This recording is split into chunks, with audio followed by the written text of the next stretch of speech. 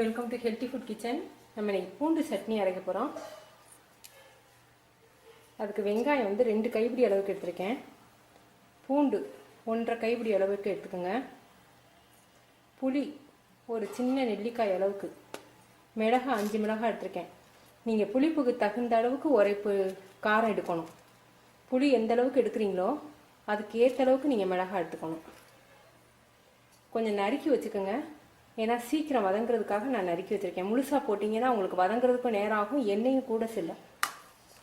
உளுந்தம்பருப்பு 1 ஸ்பூன் அளவுக்கு, 1 table spoon அளவுக்கு. பெருங்காயம் 1 சிட்டிகை. இப்போ எப்படி செய்கிறதுன்னு பார்க்கலாம்.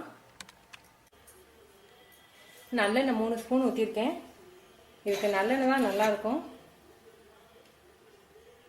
உளுந்தம்பருப்பு கொஞ்சம் ப்ரௌன் கலர் வந்த பிறகு அப்புறம் பெருங்காயத்தை போடணும். இப்பயே பெருங்காயத்தை போட்டிங்கன்னா பெருங்காயம் கருகி போயிடும்.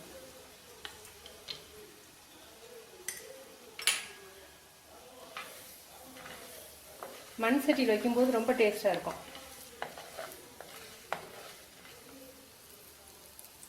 பெருங்காயம், மிளகாய், புளி.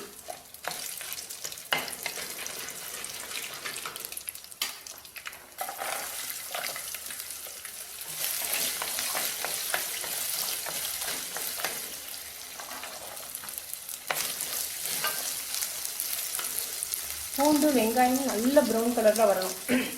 சரியாக வதக்கலைன்னா பூண்டு வாடை வரும். பூண்டு வாடை வந்துச்சுன்னா சட்னி வந்து பூண்டு வாடையோட டேஸ்ட்டாக இருக்காது. அதனால் நல்லா ப்ரௌன் கலர் வர்ற வரைக்கும் நல்லா வதக்குங்க. உப்பு கொஞ்சம் சேர்த்துக்கோ.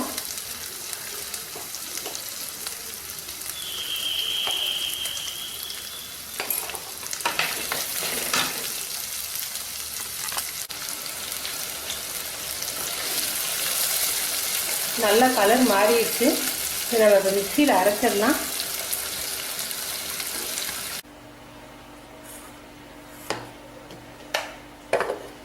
நைஸாக அரைச்சிடலாம். வேணும்னா நீங்கள் தண்ணி ஊற்றிக்கலாம்.